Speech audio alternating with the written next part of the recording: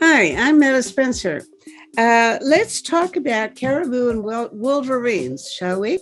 Or more generally, let's talk about predation and carnivorism. Carnivorism. And we've got somebody here who knows a lot about that subject. This is Justina Ray, who is, I think, Canadian Wildlife Association. That's probably not the title. Give me the proper title of your outfit. So I'm the president and senior scientist of Wildlife Conservation Society Canada. You can find us at wcscanada.org. Excellent. And we're an organization of conservation scientists. We do field research and bring expertise to bear on land use and policy decisions around Canada. So, Justina Ray is somebody who I came at from being interested in mass timber, but I don't think that's your specialty. I talked to the people in Mass Timber Institute, and they mentioned your name as somebody who has thoughts about it. And I think the connection is, as I understand it, you're concerned about or have issues about the relationship between caribou and forestry. Is that correct? Yeah, I mean, I have nothing against mass timber at all. But when the origin of timber is always the forests, and so we have to think about the critters in the forest and what are the impacts of that extraction. And of course, that's part and parcel of all forestry that is done in Canada, in the sense that management of and planning of forestry has to take into account these other dimensions, the ecological dimensions and of other species that are part of the forest ecosystem. There's an interview I did a few weeks ago with a guy whose name I can't recall offhand, but he wrote a wonderful book called Tree Line. And it was about a trip he took around the Arctic in all of the countries surrounding the North Pole and that have land in the Arctic, and trying to see what's going on there. And I guess one of the main concerns he has is that trees are growing where they don't belong, or whether they didn't belong before. And so he reports on all of these different countries. They're very interesting because they're different species that predominate in each of these countries. And of course, they have different ecological impacts. But one of the things, at least for the Lappish people who were herders of reindeer, the problem is that the warming climate means that there are trees growing in the Arctic where the reindeer are not used to it. And they get tangled up in these forests. They can't find their way. They're used to being out on an open space with ice and snow. And he says that the rain then also falls on the ice and it melts and then freezes on top of the ice, on top of the snow. And the reindeer need to eat grass all winter. So what they do is kick the snow aside and eat the grass. So if there's ice there, they can't get at it. It sounds as if this is going to be the end of reindeer herding in the Arctic. Does that sound like anything that makes sense to you? There's elements of that are certainly the case. I mean, so first I'll take the issue of the forests, the boreal, what's happening with forests in the Arctic. It is certainly true that there is some changes happening to the tree line, as is the theme of that book. In fact, a study just came out yesterday that's showing this at a grand scale, that there have been these shifts have taken place already, but they are still pretty small in the scheme of things. And reindeer are caribou. It's all the same species. They behave and have different ecology in different parts of the world. But most of them, especially even those that are in Arctic areas, do use forests. So the notion of them getting tangled up in forests is probably not so much the case as is because they'll be using those habitats at the same time. But the issue of their food availability with changing weather patterns is absolutely true. And in many cases, we've already discovered in remote areas mass die-offs of caribou because they starve. And in the conditions that might foster this is, for example, rain on snow events, where you'll get a rain that's happening uncharacteristically in the middle of the winter. It'll hit the tundra, freeze the snow, and then reindeer and caribou use sharp hooves to dig under. And if it's all frozen, they can't do that. And so these mass die-offs have occurred. Whether or not that means that they will not be able to survive is still not sure. But certainly these reindeer herders require a ton of land. And the other issue that's a problem is where there's development that precludes these movements that are required. These caribou range over very large areas. And when you've got development in the way, that's another issue that's a problem for the future. The development like oil and gas, like mining, things like that. So where the other uses of the land that might get in the way of movements or calving areas of caribou and reindeer and so forth. I see. Well, are you finding that there's enough development of that kind? I mean, when I look at the map of the Arctic, it looks like one big empty place, but is there enough development going in there to actually interrupt their movements if they need to travel around? In some places, yes, absolutely.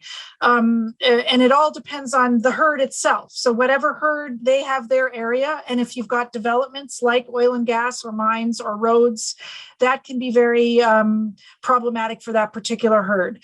Other areas, there isn't much development, but there's quite a bit of interest. And so we're concerned about the future and how that will unfold. And in some areas, it will be more of a concern than others. Mm-hmm. Okay, well, what you've said already puts a damper on one of my causes in life. I have jumped on a bandwagon without really checking it out because I was so impressed with the things that I have been reading about a place called Pleistocene Park in Siberia, where a father and son have fenced off a large park area and are trying to fill it with large animals. And the father is a person who's been studying the Arctic maybe all his life. He's a real scientist, and the son is helping him run his outfit now. But the father believes that the melting permafrost is probably, and I can't disagree with him, mankind's greatest threat, even worse than some of the other aspects of our global warming problem that may be the most serious.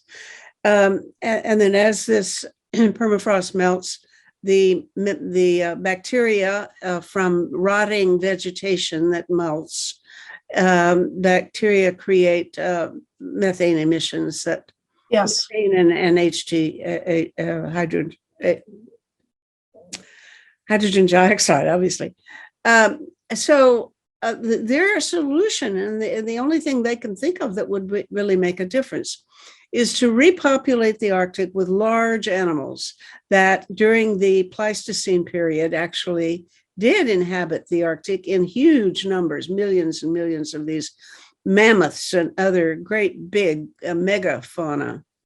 So they go around collecting moose and elk and everything they can find that's big, and try to bring them in and hope that they will repopulate. And so then they measure the temperature of the soil. And their argument, as I understand it, is that animals, of course, have to eat in the winter. They go around kicking the snow aside to get at the frozen grass underneath. And so this kicking it aside means that the temperature of the soil underneath is remains colder where they've kicked it aside, because the snow acts as a blanket, an insulation blanket. So kicking it aside creates colder soil. And of course, then they trample on it and mash the snow down and stuff. So the whole thing is it reduces the temperature of the soil on a pretty big scale. And of course, if you have the bigger the herds and the bigger the animal, the more they do that. And one of their other side effects, or maybe it's an essential component of this theory, is that the animals also knock over young saplings so that the trees can't grow. And the people there actually are using their own, machinery, their cars and other old equipment to go around and knock down trees as much as they can, because they think that the trees warm the soil and do great harm to our prospects. So I find this such a convincing thing, and I've read a little bit about other people who've checked it out, and it's apparently has some foundation. Tell me what you think about this. Yeah, so I have not read very much or looked into this particular idea. Certainly, it is true that the permafrost melting is a deep problem, but the whole notion of sort of bringing in other animals into an area where they haven't been, hoping that this will then have an alternative future, is something I have some sympathy for. But I wouldn't want to put my own energy into that as much as I would in terms of trying to prevent some of the forces that are causing the permafrost melting in the first place. So I do think that we have to spend a lot of energy ourselves into still fighting climate change and ensuring that some of these changes that are happening are not inevitable. Certainly adaptation is in order, but I would spend more time focusing on maintaining natural areas so that they can evolve with the changes that climate brings in, rather than bringing in and manipulating systems in the way that you've described. But I'd have to look at it a little bit more. Mm-hmm. So I'm not gonna get rid of the idea at all. There's probably a lot of good foundation to it, but it's a lot about what solutions each of us sort of works on the most and makes the most difference in this sort of broader, complicated equation. Mm-hmm. Well, one of the things I frequently do, about once a month, I have a show with a man named Peter Wadhams, who's an expert at he's a professor at Cambridge University, and he's the leading expert, or one of the leading experts, on Arctic sea ice.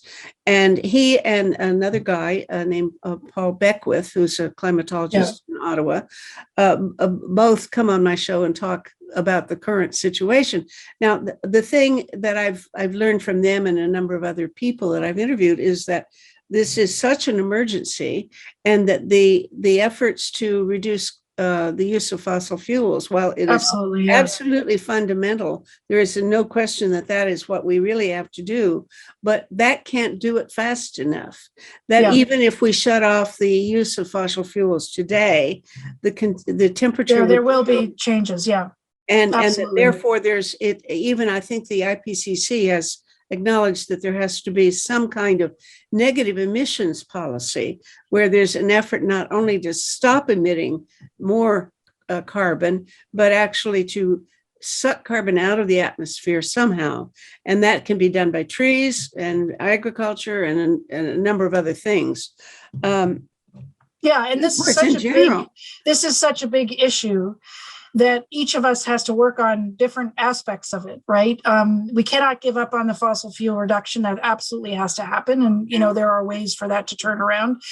But my role in particular on the nature side, and those of my colleagues and so on, is about focused on keeping the trees and peatlands and natural systems in as good a shape as possible so that they can be more resilient to changes that come. Because the service that trees keep doing and peatlands and so forth are absolutely fundamental for surviving, for the planet's survival into the future on climate change.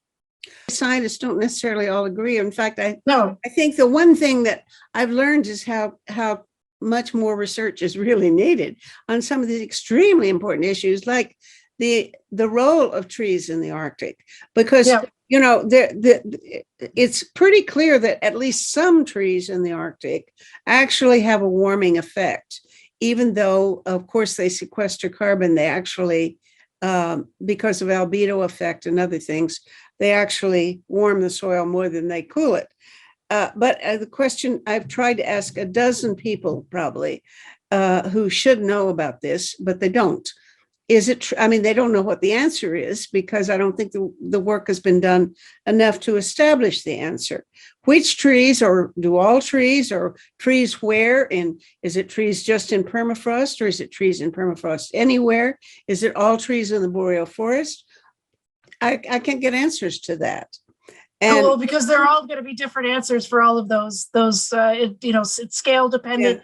Yeah. You started out talking about trees in the Arctic, but it's more fundamental for trees below the Arctic and in boreal forests. And the broader service is still very fundamental over large areas in terms of that they are still absorbing carbon to an important event.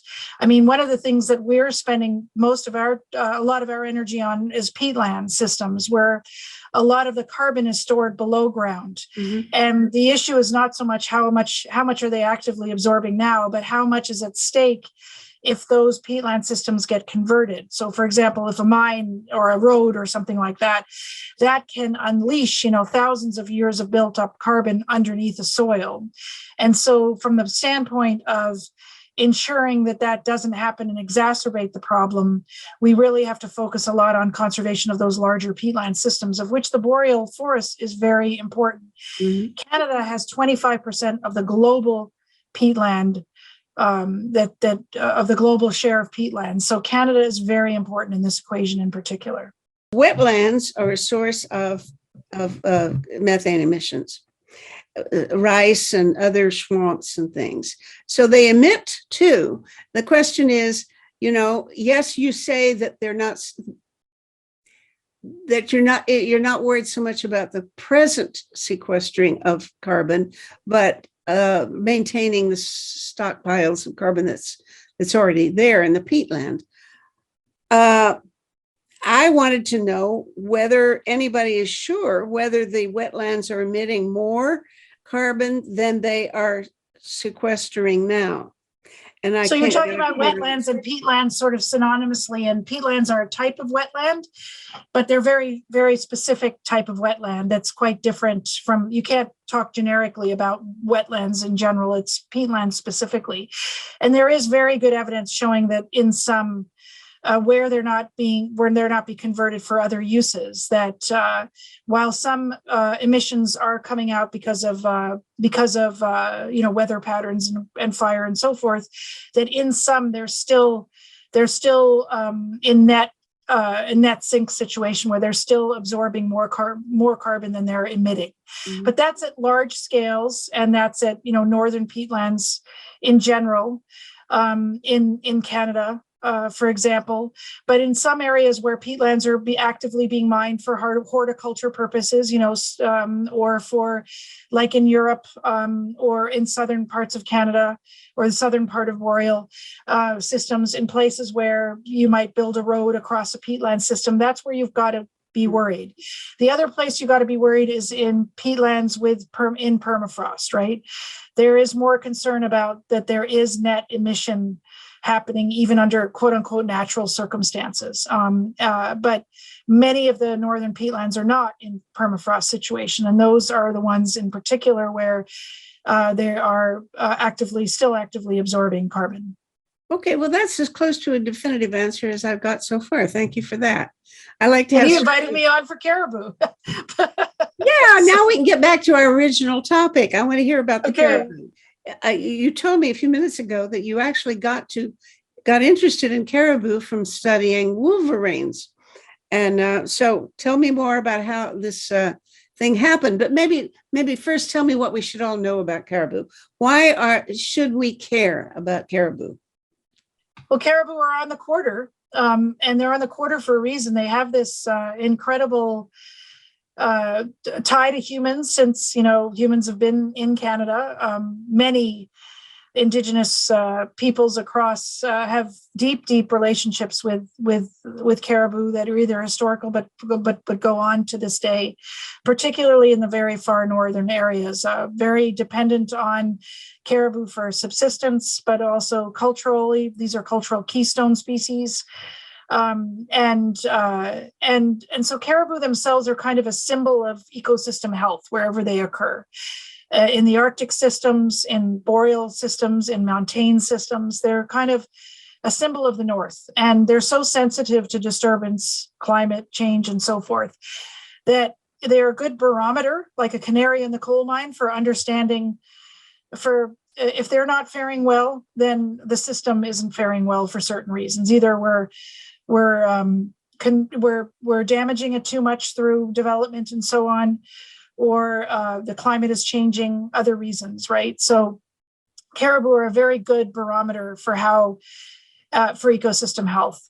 They're a good symbol of wilderness, which Canada is known for. They need a lot of space. They are majestic in their movements and behavior. They're unbelievable in the sense of when they get together in large numbers. It's one of the most extraordinary wildlife spectacles that some people are very lucky to have witnessed. And so there's all those reasons for why they're important, why we should care.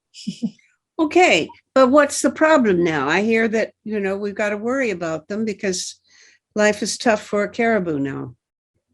Well, they're very adapted to northern environments, and we've been talking about climate change, so there are concerns that their environments are changing from climate-related matters. These everything from weather patterns, as we've discussed, to just sort of changes that have happened to vegetation and snow cover and so forth.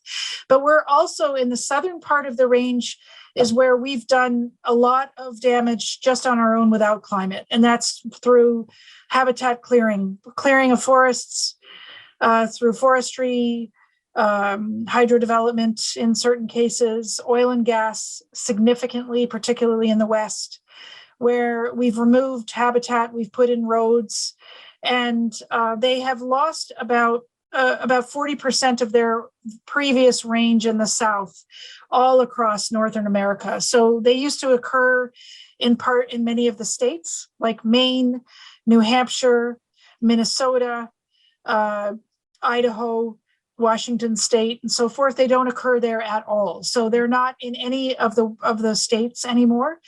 And in Canada, they're like in Ontario, for example, their ranges receded. They used to be as far south as Lake Nipissing, and they're now closer to Lake Nipigon. So they've lost quite a bit of their range over a period of about 150 years, and that's due to the combined effects of habitat clearing, but also at one time over hunting too. And it's not strictly from global warming. Not at all. No, that is now global warming is now really taken hold and become an issue more now in the last decade or so. And we're very worried about the exacerbating impacts of climate change in the future. Okay, now are they needed for maintenance of some other features of the ecology? Particularly in Arctic systems where caribou naturally occur in very large herds. They are an important ecosystem player in the sense that they bring nutrients in, through they're also important prey for predators, and their presence in the landscape is so dominant that there are consequences when they're not there. They're also very important, as I said, for Indigenous peoples in terms of both subsistence, food, culture. And many of the herds which have declined hugely in the last 2 decades, that's had enormous consequences culturally for many of the Indigenous nations that are across particularly in NWT, in Nunavut, and in Yukon as well, and Alaska. I was not aware that there many indigenous tribes in Canada actually depend on caribou. Of course, we hear about the Lapps in Scandinavia. Uh, that's that's all I think of if I hear about somebody refer to people depending on. Oh, well, I guess in Siberia there are people who also tribes of people or traditional groups that depend on reindeer. Those are very different systems. They're semi-domesticated, so they follow those reindeer throughout their entire life, and they are what you would call semi-domesticated. So they're allowed to roam, but they are really under the control of people, and that's been a relationship that's been for many years. In Canada and Alaska, it's not like that. It's not like herding. The dependence is much more a natural predator-prey system where the caribou are entirely wild, and the people have learned to move with those herds over the years, but not so lockstep as you might see in with Sami reindeer herders and so forth in Eurasia. It's quite a different system. It's much more natural, wild, and so the dependence has to do with a cultural dependence. Dependence is not a great word for it. I mean, it's really just this relationship that's quite intricate that I really can only speak to from observation, but not myself. You would have to have somebody else on the show talking about that, but that's certainly as important, but quite different in its expression. Okay, so the future of Indigenous populations in northern Canada does not depend on the future of the caribou in maybe to the same degree as would be the case for the Sami in Scandinavia and Siberia. Well, I wouldn't make that generalization. I would say that there would be many who would say that the future would be different without caribou. It already is. Mm-hmm. There is a significant relationship, but I don't want to speak so much for that, because that's I'm only observing that. I'm not living that myself. Okay. Well, I think that's all. Very instructive and interesting. Now, I want to know how you got there, because as I understand it, you studied in Africa, studied carnivores in Africa, and this led you to reindeer. Yeah, there is a sequence there. So I am a carnivore biologist. Like that was my first love.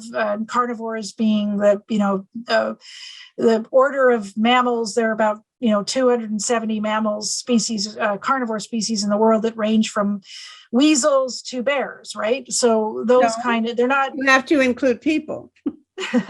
Well, no, the carnivore, the order is not, people are not included in that. It's a taxonomic order, right? And not everybody eats meat in that order. Like pandas are carnivora, but they eat entirely plant diet, right? And so it's not entirely about their diet, but it's an order of mammals. And so I did my PhD research in Central Africa. And in a small rainforest area in Central African Republic. And I was there for 2.5 years in a field research station, quite remote from the nearest village, about 35 kilometers by logging road. And I studied the community of carnivores in that area. So leopards, civets, which don't exist in North America, mongooses, which also don't exist naturally in North America, and 2 species of cats, leopards, I think I mentioned, and then also golden cats. So there was a group of 8 carnivores that lived together. And I was investigating the ecology of these animals, what they ate, sort of a lot of fundamental biology about animals that had never really been studied before. I worked with Bayaka people, indigenous people in the area, on learning about these animals, catching them, putting radio collars on them in a very remote situation. It was a very important learning experience, and I did my PhD thesis from these set of observations. So I'm an expert then in this sort of types of animals, many of which are endangered around the world. I came back to Canada in 1996 and started work up here. And the animal that fascinated me the most, that had the least amount of information, was wolverines. And because it had never been studied in the far north in Ontario. So I spent a couple of years visiting Indigenous communities, learning more about the relationship between community members and wolverines. People had trapped them for the fur, and there was cultural use of the fur. So, and I learned a lot about the habits of wolverine, how abundant they were, and then we followed that up with aerial surveys, where I went over the course of about 7 years in airplanes, small airplanes, traversing about 7,000 kilometers in the winter, looking for wolverine tracks across the 500,000 square kilometer area. So that's an area the size of Sweden. Hold on, you mean you can, from an airplane, you can spot a wolverine track? Yes, you absolutely can, especially like a small airplane. We went with Super Cubs, so very slow moving, and they have a turning radius. They almost are like a helicopter, but they're much quieter and easier to maneuver. And I didn't fly the plane. It was these pilots from Alaska who came, and they were both expert trackers. So they were pilots, and I was just an expert tracker. So the two of us would traverse these areas and find out where all the wolverine tracks are. And once you start looking for them, you find them. But the thing about that, it was just amazing. And I would see sometimes wolverines as well, extraordinary experiences. But I also saw lots of caribou, because this was in caribou country. And I became really fascinated by the caribou at the same time. We were counting caribou, we were visiting them. And I also did a project for the Ontario government, in which we used these planes to find all of the groups where they had radio-collared caribou, so that we could look and see how many were in the group. We counted them, how many calves there were, so we could sort of look at the population health at the same time. And it was through that experience that I became more and more interested in caribou at the same time as wolverine. Did some research associated with that, but also got very involved in policies around protecting their habitat and ensuring their recovery through government processes. And that set of experiences has taken me from sort of field biologist to actually working on policy related to safeguarding these animals. Did you ever see them? Did you go visit them on the ground? Absolutely. I mean, some of the most amazing experience. I've been very lucky to witness some amazing wildlife spectacles. And that's what I have been able to see caribou as far as my eye can see from an airplane in all different directions with that bigger group. And coming upon it is quite amazing, because you'll see tracks first, and then the tracks sort of start to assemble. And then, you go over the hill, so to speak, although you're in an airplane, and there you will see in the distance that there's going to be a lot of caribou there. And then all of a sudden you're over them. And it's quite a treat, because you haven't seen human sign for maybe sometimes hours. And then there you see this extraordinary spectacle of caribou as far as the eye can see. I am very lucky to have witnessed that, because that kind of spectacle is not something you can take for granted anymore. Okay. Now, presumably, the wolverines know where the caribou are too, and are hot on their trail. Wolverines, I looked it up on Google, and it seems they're pretty vicious. Well, yeah, they have a bit more of a vicious reputation than they deserve. It will astound you to know that wolverines they don't get much bigger in size than a medium-sized dog. So a big male will be about 18 kilograms at most. That's not very big, but they're extraordinarily tenacious, in the sense that they live in northern Arctic and boreal environments. They're able to dig through ice, beaver houses, and so forth. They can hide food. They cache food that they've been able to get. so that they can get to it later. They don't habitually hunt large animals. They're much smaller than caribou and moose, but they can bring them down. They're more likely to prey upon beaver size animals. But they also are they are able to crush bone. They have these tremendous teeth that allow them to be scavengers, but they have a bigger reputation for scavenging than they really actually do. They're more hunting, but they can bring down large prey, even as big as a moose. And I've witnessed that, Even not the actual a moose. Yeah. Really? Yeah, and I haven't actually. I've seen the aftermath. One of these times we were. It's hard to see the actual wolverine from the air because they're so elusive that I have been lucky enough to see it maybe 7 or 8 times, but you can't see them as easily as you can caribou. But well, one well, time, not because if they're out on the snow, they're because I they're saw by people themselves. They're by themselves.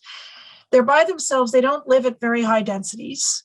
Oh. You can find their tracks, but they're long gone, right? So they live at very low densities. So they'd be very difficult. They're for every many hundred caribou, you'd get one wolverine in the same area, right? So that's very typical for carnivores. They live at naturally low densities compared to caribou and moose and so forth.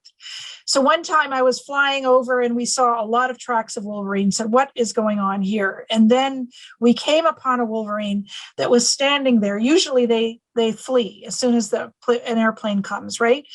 But this one was standing its ground so much that we were able to circle around it 11 or 12 times.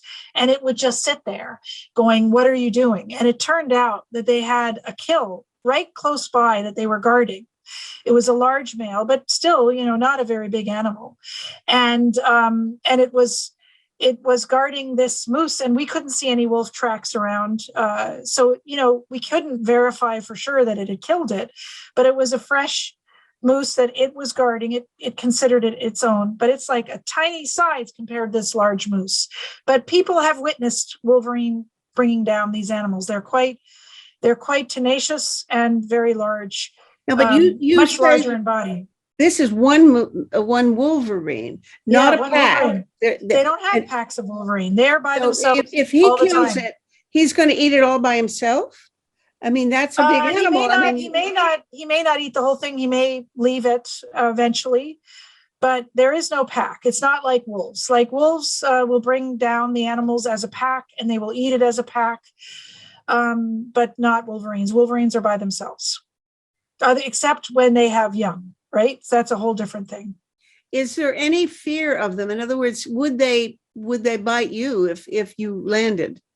Well, no, they would run away most likely. I mean, they would defend themselves if they were cornered, and it would probably not be a good thing. But overall, this is not an animal that people should fear. It's the other way around. Wolverines are much more persecuted by people than people are by wolverines. Wolverines have they have a reputation as being sort of voracious and mean, and they don't deserve that. They're an extraordinary survivor in tough, harsh environments. They deserve respect. And they're much smaller than most people realize. They're much smaller, and they're beautiful animals. And and they can do things that we can only dream of. So they deserve all respect. I saw 2 photos that they didn't look like the same critter, so I don't know. One of them looked like a maybe salt and pepper mixture of things, but the other one was black and white. Yeah, they look kind of. They have some character. They look sort of like a cross between a small bear and a skunk, in terms of, but they've got beautiful coloring, and on the chest, the coloring, the pattern is quite unique. Such 2 individuals, such that when we set up a camera trap, and we set it up so that wolverine will be reaching for prey or something like that, and a camera will take a picture, we can tell whether that's Sue or Bob or Michael because of the pattern of the fur. And then also whether it's a male or a female, because if we can see, exposed from the front. But you have to set up the camera just so that it will, it'll be able to take that picture. Well, you make them sound as if they're not very common. That if they're you not only common, have of seen, course not. Yeah, very few people have had the chance to see them in the flesh, a lot because they happen to live in areas that are quite remote from most people, right? And they're in very, harsh areas, and yeah, so they're not common at all. And if you go look for them, the only time you'll really see sign of them is in the winter when you can find snow tracks, but catching up with them is almost impossible. So we have trapped them, and in the sense because we put radio collars on them, and that's the best time where we can actually see them. But then when we track them, the males have home ranges, individual home ranges, meaning areas that they wander in over the course of a year of 1,000 square kilometers. That for such a small animal, that's an enormous piece of land, right? So they wander around these very large areas. I mean, tigers can have ranges that large. But now, why are they so rare? Is it because are they changing numerically? In some areas, they have certainly changed, but they have always been rare. They are a naturally rare species, as many carnivores, as I explained. It has to do with. I mean, they are at the top of the food chain, and there isn't a lot of food in these areas. The productivity of these areas is not that high, so it can't support huge numbers of these animals. Wolves in these same landscapes are also at lower densities. They have lower pack size. It's not common to see pack sizes of more than 4 or 5, whereas you come down further south in terrain that you wouldn't find a wolverine in, the wolf packs can get much larger and they live at higher densities. Oh, okay. Do you also study wolves? Well, you tend to see them. I don't study them as much as the other two, but they're carnivores. Yeah. So. Okay. Now, when you are studying carnivores, I don't know what to ask you about carnivores. Why do we have them, and do we have to keep them? I mean, oh yes, they're absolutely critical for regulating. When we're in places where we don't have wolves, or wolves at low densities, or bears, you'll get out of control a growth of other things, which can have cascading effects. So, I mean, I'm simplifying the story a lot, but for example, you can have an overabundance of deer, which can then have impacts on vegetation, and other cascading impacts. So carnivores are very important as and predators for ecosystem health. Absolutely.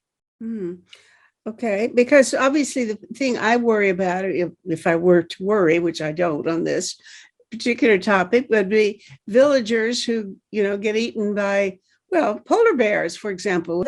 Where predators have caused harm to humans has been mostly in circumstances where they've been squeezed out themselves. Or where they're on conflict with livestock. So particularly wolves do not survive in farmland because there's both perceived and some real concerns that they're going to eat the sheep and the goats and the cows and so forth.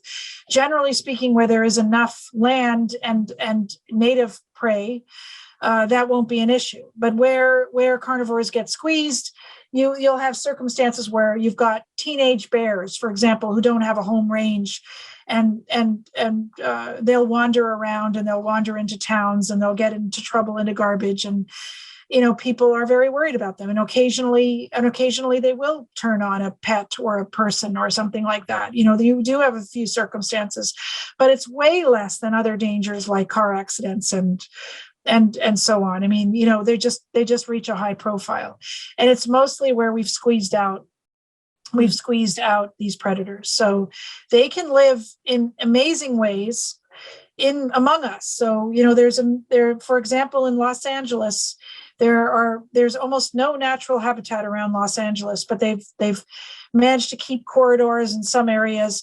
There are mountain lions living in these areas, and they've learned how not to hang about humans during the day. They do most of their movements at night so that they can stay away from humans. Same with coyotes.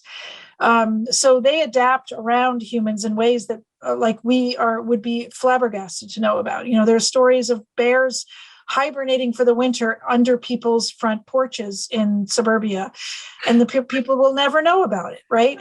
The only reason we know about it is because we have got a caller. Didn't do this study, but a colleague of mine did.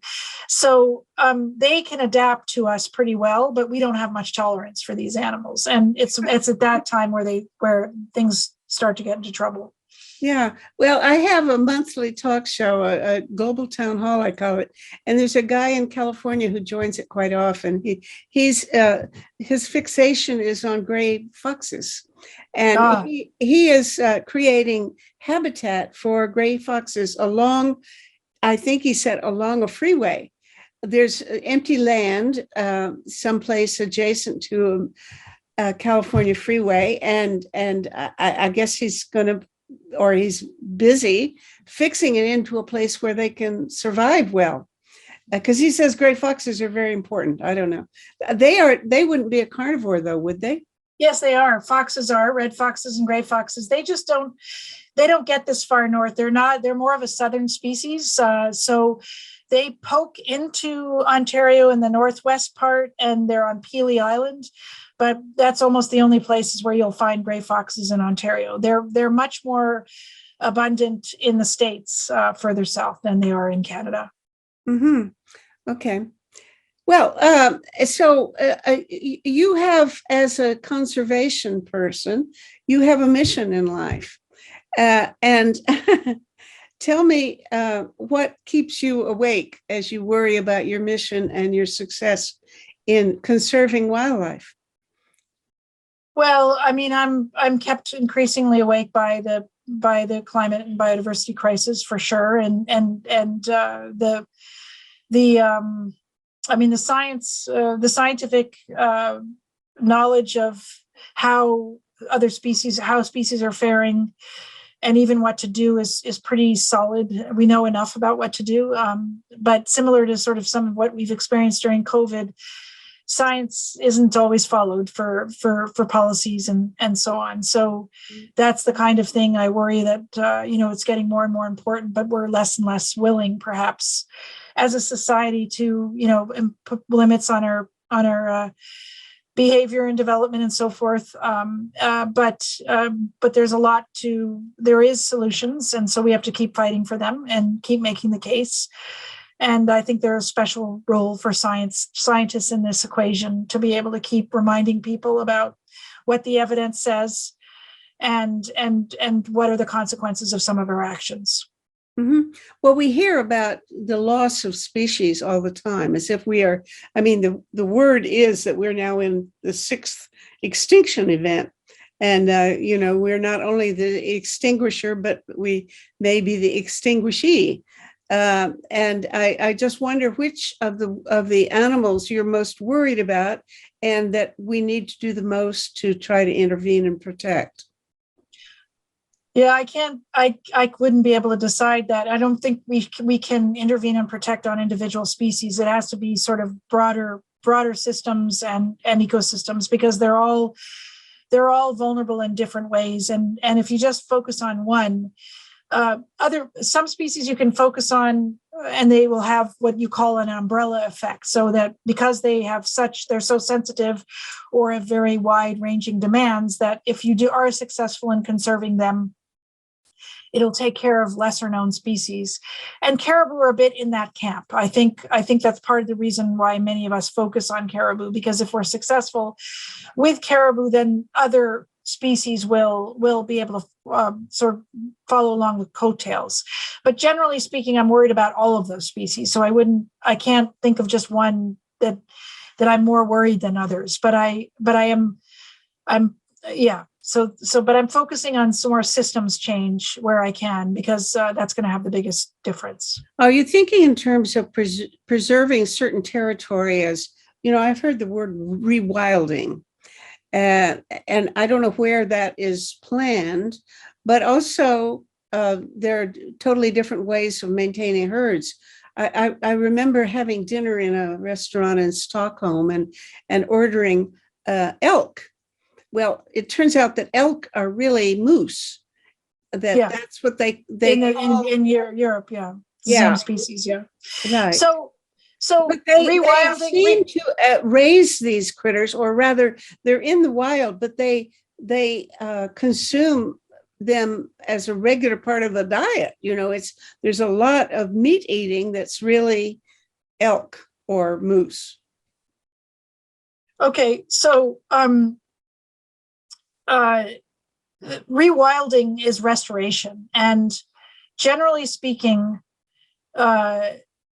you don't want to count on restoration. It's always more expensive, more intensive, less successful than keeping things in the way they are in the first place. So we ourselves don't work on rewilding and restoration very much. There are others who do that work. We are spending more of our time focused on ensuring that intact areas that have not yet had significant change are maintained, because it's much more difficult to restore ecological function, species, and so forth once they've declined or disappeared than it is to safeguard them in the first place. So where are some of the territories that you're trying to preserve? Well, Canada has quite a lot of intact areas in the far north in Ontario. Across the boreal systems, Arctic systems are still in good shape. There are many Indigenous communities who are interested in protection, along with some development as well. But they're shoring up these areas before change, and to limit some of the development interests that are also up there, so that they were not necessarily forced to restore them later. Okay, but you must have opponents, and the opponents are the bad guys, like oil companies. Yeah, I wouldn't call anybody bad guy, because everybody, actually, there's a lot of great people everywhere. But it is about the difference of opinion that comes up. There's some who are quite confident that development, like oil and gas and mining, doesn't need to be limited, that every impact can be ameliorated. And I am less optimistic about that. So that's probably where we have a little bit of difference of opinion, or quite a bit in certain circumstances. So government is also a little bit overconfident about their ability to use the existing processes to be able to lessen impacts. In many cases, it's better to avoid the impacts in the first place. Really figure out what are the limits, and do that at appropriate scales, and so on. So that's where the difference of opinion is. It's not about people. Do you actually spend a good bit of your time doing political lobbying, trying to change the rules? Do you interact with Environment Canada's various institutions? Yeah, scientists do generally, in the sense of we bring information to the decision-making tables. Absolutely. And so, for example, when there's a policy or something on caribou, or related to a development, if we have information that's relevant for that, if we have expertise, or if we've collected information, we will make comments on it. We will meet with government officials. We're often invited to do so. So that's the kind of, the information is not, we don't want it to be buried, so that it gets brought forward. And that's a pretty common role for scientists in our position, because we have quite a lot of information. How many other scientists are involved with your organization? We have about 50 right now, but involved on various things. But there's also scientists outside of WCS who work on related topics. And scientists are very important, generally speaking, for informing the consequences of policy decisions, and also for informing the design of them as well. What about in academia? What's the relationship between academics, researchers, and your outfits? Yeah, so we collaborate very closely with academic researchers. Many of us are ourselves appointed faculty. So I have adjunct positions in 3 departments in 2 universities. So that means that I help advise students, I do guest lectures and so forth. But professors have more of a burden, much more time spent on teaching and advising. Mm-hmm. And so they don't necessarily have as much time to get involved in policy because they're working on the other aspects of academic life. But we work together with them a lot on the actual research. We have many collaborations across Canada and many universities. We also have a program in which we have research fellowships that we award to graduate students that are doing research that's similar to the types of work that we do. And that's a way of like mentoring the next generation. So we've been able to support the research of over 100 graduate students in 21 universities across Canada in the last 10 years. Perfect. Well, we hear all the time about, or maybe not enough about, the threats of loss of biodiversity. So I got the impression that everybody's losing on that front, that the game is over practically.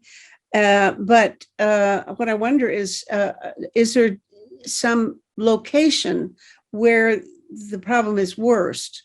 Or does it vary by nation in terms of how good the policies are? How would you give Canada a rating, a grade, as protecting biodiversity in comparison with some other countries? Is anybody looking at that kind of thing? Absolutely, yeah. I mean, Canada is in the middle, sometimes not very good. The thing that Canada has that many countries do not have is we have a lot of land and real estate, in the sense of, no, I shouldn't have called it real estate, but we have a lot of land and sea that hasn't yet been trammeled. We don't have too many people. So we haven't yet gotten there, in the sense of there are many European countries in particular that have a long history of development that are in way worse shape than Canada is. So we have opportunities for conservation and for safeguarding biodiversity, and the current federal government has made important commitments for more protection and to help biodiversity along with climate. But there's a lot of pressures on that have to do with the fact that we are a natural resource-driven economy, and many other aspects. Our policies are not very strong, by and large, on biodiversity. They need to be strengthened considerably. There's too much discretion in implementing policies, and there's too much of the priority being given to economic considerations. So the reality is that our policies are not very strong and need to change. Mm-hmm. Okay. Would you? You gave me the title of your organization, but it wasn't clear to me whether it's an NGO or a government agency or no. It's a non-government. It's a non-government organization. We're called Wildlife Conservation Society Canada. WCSCanada.org is our website, and we're a non-government organization. We're a charity. But we are different from many in the sense that we don't do campaigns, or we're really an organization of scientists. So we assemble evidence and bring evidence to bear on policy and land use decisions, and we work a lot in northern areas of Canada, but also on more broadly on Canadian policies. Thank you. This has been really enlightening. I'm much smarter today because of you. Well, I appreciate all your curiosity, and it was fun to cross paths. And thank you so much for your interest. Thank you so much. Bye. Bye-bye. Project Save the World produces one of these shows 3 days a week, and sometimes more. This is episode 437. You can watch these or listen to them as audio podcasts on our website, tosavetheworld.ca. Eventually, we even post transcripts there. When you get there to the website, look around because we have conversations going on there all the time about 6 global issues, plus potential reforms in governance, economics, and civil society. To find a particular talk show, enter its title or episode number in the search bar, or the name of one of the guest speakers.